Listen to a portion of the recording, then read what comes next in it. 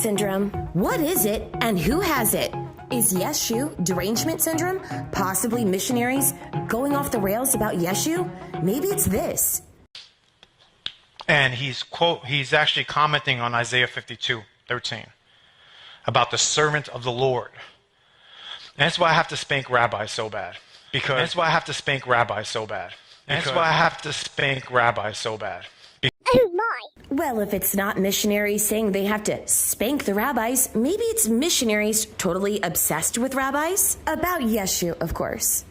Blocked me. We were Facebook friends before he blocked me. That's it, right? But here I am. I'm literally standing in your face, Tovia. Obsessed much? But if it's not the psychotic rantings of missionaries, then what could it possibly be? Well, according to a lady named Gilla, it's something else entirely. She runs a YouTube channel called Gilla J. Zohar is the Holy Grail and did a video entitled Jesus Derangement Syndrome. Let's watch it together, shall we? 2 bandages. Mashiach is sitting at the gates of Rome. Why is he at the gates of Rome? What is he telling us with that? He's telling us that's the epicenter of where the lies about Jesus came from. And when the Jews take off the bandage, that they falsified the story of his life.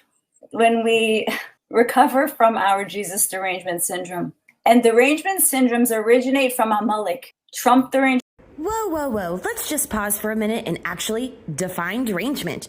According to Cambridge Dictionary, the definition of derangement is the state of being completely unable to think clearly or behave in a controlled way, especially because of mental illness. Now, is that how she explains a derangement syndrome? Let's see what she has to say. Derangement syndrome, Q derangement syndrome, Kabbalah derangement syndrome, Jesus derangement syndrome. They all originate from Amalek's media campaign. When you hate something and when you're afraid of something and you don't even know why, it's a derangement syndrome sponsored by Amalek. Huge. So when Jews can recover from their Jesus derangement syndrome, they hear Jesus and they freak out. We have to stop with that. We have to settle down the triggers and listen with an open heart and understand Jesus came to try to bring Mashiach. As part of the Mashiach process, wasn't the time. Rabbi Shimon Bar Yochai said to him, it wasn't the time. I learned this in the course also. But Jesus went ahead anyway with the effort. He just wanted to push Mashiach through. He wanted to make a run for it. And I thank him for that. He wasn't successful in his time, but we will be successful now. Wow, that's a lot to break down, and we are going to do exactly that. Now, a lot of people have asked me if I thought she was a missionary, and the answer is no, I don't. However, I do think that she has been misled by something far worse than Jews for Judaism, and that's a Xtian Kabalist. They're like Jews for Judaism, but on steroids. They use the Zohar to push their agenda. But before we get into that, let's listen to her definition of Yeshu derangement syndrome just one more time before we tear it apart. When you hate something and when you're afraid of something and you don't even know why, it's a derangement syndrome. Now, as we previously stated, derangement is when you can't think clearly or behave in a controlled way. And she is stating that it's when you hate or fear something and you don't know why. Now, one could argue that that's unable to think clearly, right? Here's the problem. She's proposing a completely false premise here. She's assuming that people hate and fear just the name Yeshu, Jesus, right? That's not what's going on here. It's not the name itself that's triggering people. It's the proselytization. There's a big difference. Now, if you guys noticed in her video, she said she learned all of this in a course. Well, what course? It just so happens that she took a course with a man by the name of Billy Phillips. That's right, folks, Billy Phillips with me here. And Billy changed my life with his course called Unredacting Jesus. Now, as we move forward, I want to make something very, very, very clear. I do not take issue with Gilla. I'm going to say that Again, I do not take issue with Gilla. I find her to be a very kind, beautiful, and sensitive soul. I simply think that she's been misled by a Christian Kabbalist. That's right, folks. Jews for Jesus is a thing of the past. There's something now on steroids called Christian Kabbalist, which isn't actually new, but it is a new exposure to my channel. They are 1,000 times worse because they're going onto levels where they're reaching their tentacles out everywhere in a really dark way. I mean, he's even just done a video with Roseanne Barr not too long ago, like a week ago. Roseanne Barr is also another incredible lady. This guy, Billy, he's hurting people, and we're going to expose that. Now, you could see this video for yourself that she does with Billy Phillips on her channel. It's about 1 hour and 28 minutes long. We are not going to go over everything that is said in the video. We are going to, however, highlight the bullet points and debunk his Christian eisegesis. Let's get started.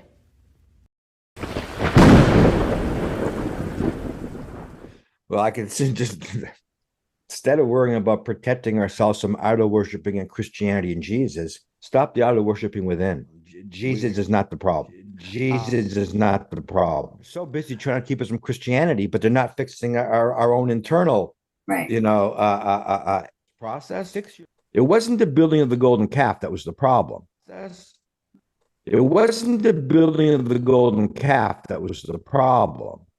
Israelites in the world had reached what's called the 49th gate of negativity. If you notice, Billy tries to claim that it's not Christianity that's the problem. It's not the building of the golden calf that's the problem. It's all about what's within. And he also accuses the rabbis of focusing more on these actions rather than these thoughts, when that's not true. You don't actually have to pick one or the other.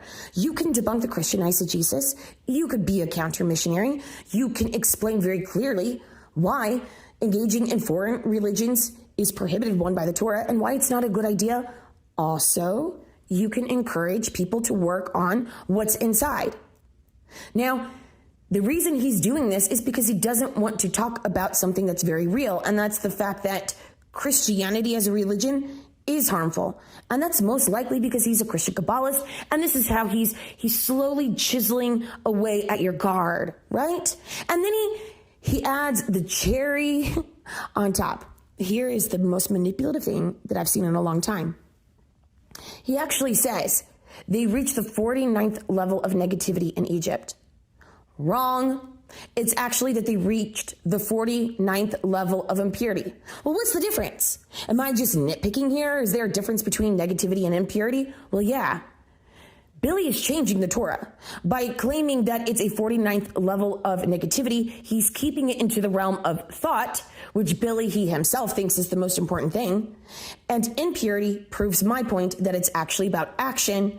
And it's not as simple as reducing it down to your thoughts. You have to focus on both. It's thought, speech, and action. You don't remove one or the other. You don't remove two and keep one. You don't remove one and keep two. You don't remove all three. You focus on all three. But don't just take my word for it. I'm going to prove it to you. I'm going to provide you sources. Sota 36b gives a prime example on how actions are the final ruling, like, on the situation. Okay, it actually talks about Joseph and the Potiphar's wife. Now, if you read the Peshat in the Torah, you would think that Potiphar's wife desires Joseph. Joseph refuses her, is wrongly accused, and then thrown into jail. However, there's a whole lot more going on, and Joseph actually did desire Potiphar's wife, and he stopped himself from engaging. Let's read it. And she caught him by his garment, saying, "Lie with me." Genesis 39:12. At that moment, his father's image came and appeared to him in the window. The image said to Joseph, "The name of your brothers are destined to be written on stone on the ephod, and you are to be included among them. Do you desire your name to be erased from among them and to be called an associate of promiscuous women?"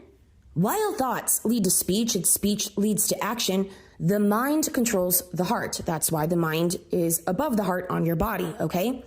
And as long as you have a Yetzer Hara, there is a chance that you're going to have thoughts that aren't great. But if you do not act on them, that's what actually matters. It wasn't the thoughts that Joseph had that was going to risk him, right, from being removed from among his brothers. It was the action itself. Now, let's move forward.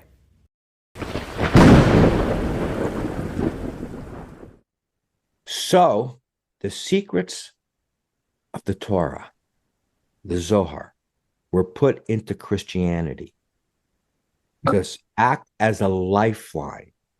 So if you took the secrets of the Zohar literally, Son of God, Trinity, it all comes from the Zohar in Judaism, believe it or not.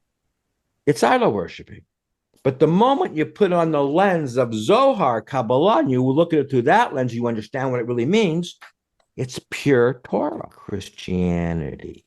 Act as a lifeline. But everybody who hears this today has to go inside, get rid of your skepticism, whatever's triggering you, and look for the light. No, if you're being triggered, it's your Satan.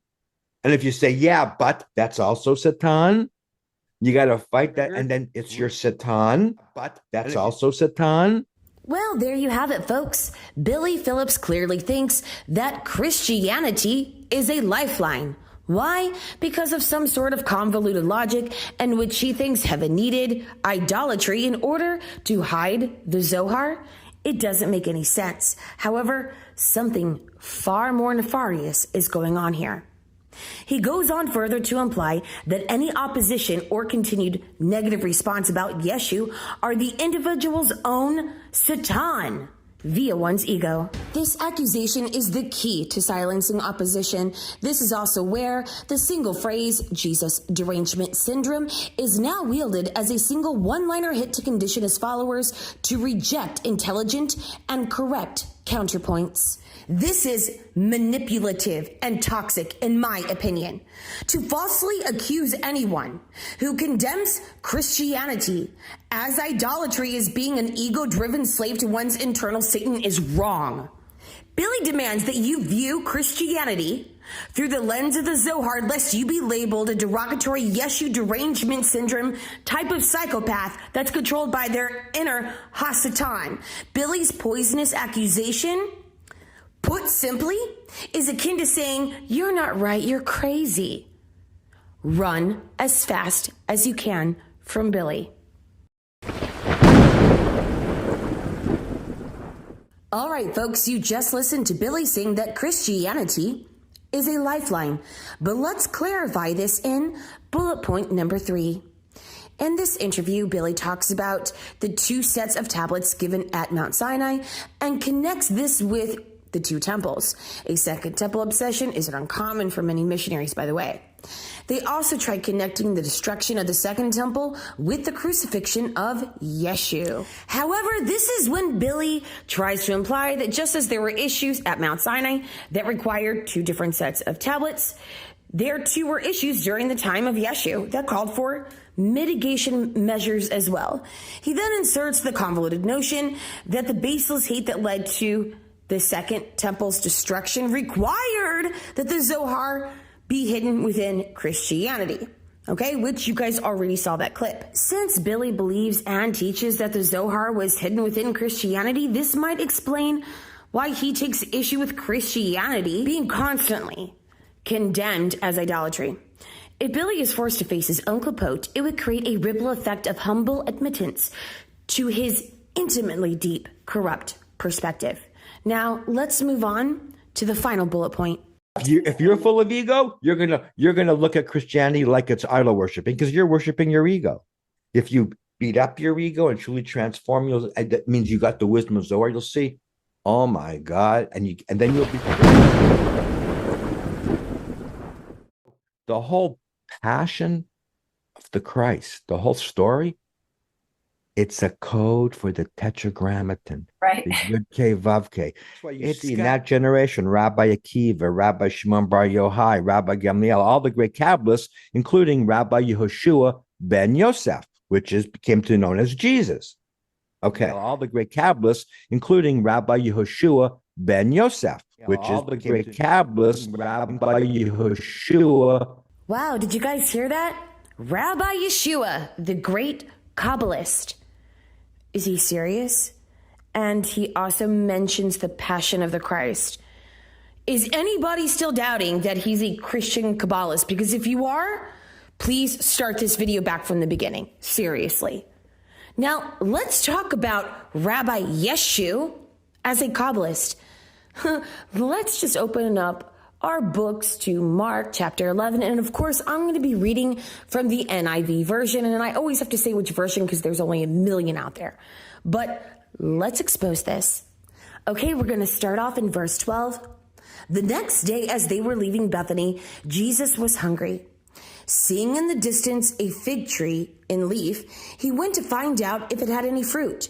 When he reached it, he found nothing but leaves, because it was not the season for figs. Then he being Yeshu, said to the tree, "May no one ever eat fruit from you again." And his disciples heard him say it. I'm sorry, but what? It clearly states that it was not the season for figs, but Yeshu, being the mental giant that he was, decided that he was going to go ahead and try and find figs, and then when he couldn't find one, curse the tree? Really? And this is the great Kabalist that Billy is promoting? That's something I would expect from like a 3 or 4-year-old, like having a low blood sugar tantrum or something. That's not what a great Kabalist does. First of all, when you really do connect to Yod K Vav K, which was what he was trying to talk about, right? The Passion of the Christ and the Tetragrammaton. You see that everything is Hashem's creation. You don't harm things unnecessarily, even a tree, especially a tree that produces fruit. What is this guy thinking? But let's talk Kabbalist just for a second. Something else Billy Phillips does is misrepresent Rabbi Moshe David Valli. And this is actually something very common amongst missionaries and definitely Christian Kabbalists, it seems. Well, there is a counter-missionary group, okay, called Ora HaAmet. And I'm having difficulty putting links in the description, so I'm including their web address right here. You could just pause the video and write that down if needed. Now, I will tell you that their entire website is in Spanish, and the reason for that is because they operate out of places like Granada, Spain. They have branches in Morocco, New York, Barcelona. They also have collaborators in Israel, Mexico, Argentina, and Colombia. And the reason that they have this is because they are dedicated to protecting the Jewish people of the Spanish-speaking Jewish community. That is what's written on their website. If you would have told me a week ago that I would be learning from a counter missionary group with offices in Morocco, I wouldn't believe you. But that's how heaven works. They put you exactly where you need to be. So I think this is an amazing website, and I'm bringing them to light because they actually were able to elucidate a lot of the falsehoods that Billy Phillips was communicating and properly communicate what Rabbi Moshe David Valli teaches, and it is important to always give credit where credit is due. Now let's get started. Now, according to this website, okay, this is a screenshot from the website after I've translated it.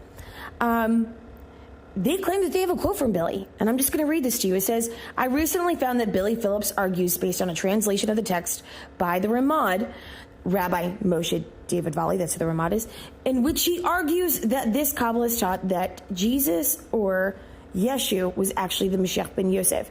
And then he goes on to quote the text. So according to this website, Billy allegedly states, "Furthermore, the designated 18th century Mashiach ben David, according to Ramyal, was his colleague, Rabbi Moses David Valli, who said that Jesus, not the man they called Yeshu, who lived much earlier, was the Messiah, son of Joseph. Also, the appointed Mashiach ben David of the 18th century, according to Ramchal, was his colleague, Rabbi Moses David Valli, who said that Jesus, not the man they call Yeshu, who lived much earlier, was the Messiah, son of Joseph, and those terrible lies were fabricated about his true teachings, and we Jews must correct those errors."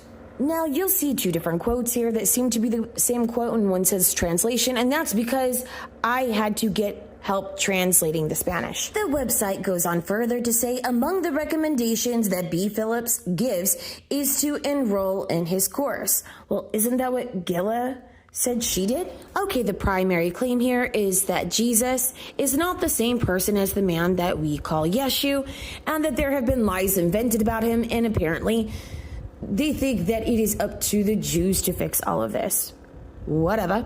But we are going to read Rabbi David, or Moshe David Valli, and we are going to just clear all this up. According to Sefer Halikutim Part 1, page 242, the following is stated, And his servant Yehoshua ben Nun, a young man, did not depart from the midst of the tent. Shemot, Exodus in English, chapter 31, verse 11. This is the Mashiach ben Yosef, Messiah, son of Joseph. Yehoshua's face is like the full moon. They're talking about Joshua, by the way, when they say Yehoshua, in case you don't know. And that is why the angel appeared to him as he appeared to Joshua, who said to him, I am the captain of Hashem's army now. I have come. This is neglecting the study of the Torah. And he came to reveal himself to him and to show him hidden things. And this is the meaning of, and he spent that night in the valley. That he spent the night in the depth of Halakha. And he was truly captain of the army. Because the Mashiach ben Yosef is the one who makes wars, and the Messiah, son of David, comes to make peace in the world, not war. Unlike Yeshu HaNatzri, Jesus the Christian, who said to himself, I did not come to bring peace to the world, but war. And you could find that in Matthew 10:34. And he was undoubtedly also the secret of Mashiach ben Yosef. Whoa! Although Yeshu was a bastard, as it is said, for a wise bastard precedes an ignorant high priest. Okay? Only the appropriate time had not yet come because there was gratuitous hatred in Israel. And so the Secher Akra, the other side, became corrupt and clung to him and destroyed him and crucified him. And Yehoshua ben Parachia was the reincarnation of Yehoshua ben Nun. Okay? So Yeshu's teacher, Jesus' teacher, was the reincarnation of Joshua. And it was up to him to repair that Yeshu HaNatzri, Jesus the Christian, since he also came from his root. And on the contrary, he pushed him away with both hands. But in the last generation, Mashiach ben Yosef will not be rejected because Mashiach ben David will join with him, and the two will live and restore the world before God. Only Mashiach ben David will deserve the level of face to face, and the judgment of royalty corresponds to him. Like the moon, he will be established forever, and a faithful witness in the heights, Selah. And that's Tehillim 89:38. Okay, great. So what does all this mean? Well, from this passage written by Rabbi Moshe David Valli, there are actually 6 things that we can take away here. One is that Mashiach ben Yosef is not a bastard, and clearly, according to the New Testament account, Yeshu doesn't have a father, so it's totally irrelevant if people want to try to say that Yeshu could inherit the priesthood because of Mary, etc., etc., etc. It doesn't matter. He would still be technically considered a bastard because he does not have a biological father. The Mashiach ben David brings peace, not war. In Matthew 10:34, he clearly states, I have not come to bring peace to the world, but war. Number 3, the Mashiach ben Yosef was not rejected. The text indicates that Mashiach ben Yosef will not be rejected in the last generation, unlike Yeshu, who was stoned and hanged for having committed idolatry, witchcraft, and leading Israel astray. This suggests that Yeshu could not have been the Mashiach ben Yosef, and this also debunks any notion that Isaiah 53 has any relevance, in addition to several other things. Number 4, the Mashiach ben Yosef and the Mashiach ben David work together. Yep. The text states that the Messiah ben Yosef and the Messiah ben David will unite in the last generation to restore the world. Yeshu, for his part, is not associated with the figure of the Mashiach ben David in Christian tradition at all. He can't be, right? Because we all know that Christians teach that they're the same person. What is he going to do? Like hug himself and be best friends with himself? Talk to himself in the mirror? I mean, just think about it. It's a little bit silly. Okay. Anyway, moving forward. The Messiah, son of David, has a higher level. The text indicates that Mashiach ben David will reach a higher spiritual level than Mashiach ben Yosef, including royal judgment. Yeshu, according to Kabbalah, will not reach this level. Yeshu, disciple of our Yehoshua ben Parachia, is the same Yeshu of the gospel. What? All right, let's figure this out. The text indicates that Yeshu is a disciple of Yehoshua ben Parachia, I hope I say that right, which reminds us of the passage in the Talmud, okay? This Yeshu is identified as the Yeshu of the gospel, who even quotes Matthew 10:34, which differs from the original Greek text in two aspects. One, it omits the initial negation of this M and funny looking N not present in the Greek, which changes the meaning of the phrase in a way opposite to the original intent of the text. Number two, it translates sword as war, implying a more general meaning of conflict rather than the specific meaning of sword in the Greek. However, this is easily debunked when they break down all the language barriers and point out the fact that this is most likely an improper translation, and the website goes into more depth about that. In conclusion, Rabbi Moshe David Valli, the Ramad, did not claim that Jesus, Yeshu, was the Messiah, son of Joseph, Mashiach ben Yosef, as Billy Phillips claims. The text clearly disqualifies Yeshu from the role.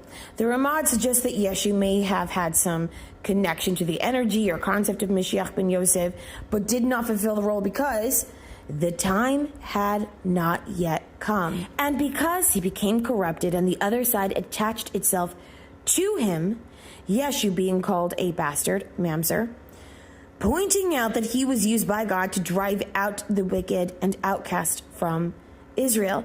This goes against his role as Redeemer and as Mashiach ben Yosef. A very important point that we must not overlook is the identification of Shabbati Tzvi as a reincarnation of Yeshu by several prominent Kabbalists serves to further disqualify the idea that Yeshu could have been the Mashiach ben Yosef. Now, I just want to clarify that there were a lot of concepts discussed, resources given, that I dug through and that I searched through that I did not mention. And that is simply because they are very in-depth Kabbalistic concepts that are only appropriate for you to learn with an Orthodox Jewish rabbi. It's not something for me to just insert into a YouTube video. That would be like throwing a grenade over my shoulder and walking away, and I'm simply not going to do that. However, I did give you a lot of the basics to understand that Billy Phillips is way off base here, okay? I would encourage all of you to go study with an Orthodox rabbi, an Orthodox Jewish rabbi. And why do I say Orthodox? Because not everybody is going to be open to the oral law or to the Kabbalah and all these things, and people are being drawn to that more and more as time goes by, and I personally believe as the redemption nears. All right? I hope you found this valuable.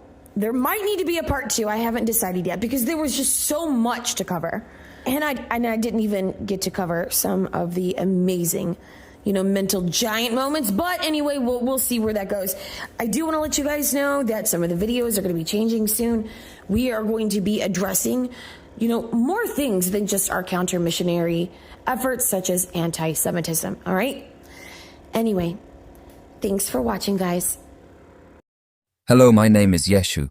For all of you who believe I'm a god or your Messiah, I am sorry to inform you that I am not. I was much different than how the New Testament writers portrayed me. How have so many fallen for the false imagination of just a few? I wasn't born to a virgin and I didn't walk in water. There are some who say that I was Moshiach ben Yosef, and they are right. But I was the backside of this dream, the unholy version of a Moshiach ben Yosef. Just like Bilam was the dark and twisted version of Moses, I was the corrupted version of what you all are waiting for. Set yourself free. Now, stop putting your faith in lies and manipulated Greek texts. Go. I'm not your God, your savior, or even your defender. I'm just another human being that needs to do teshuvah no differently than you.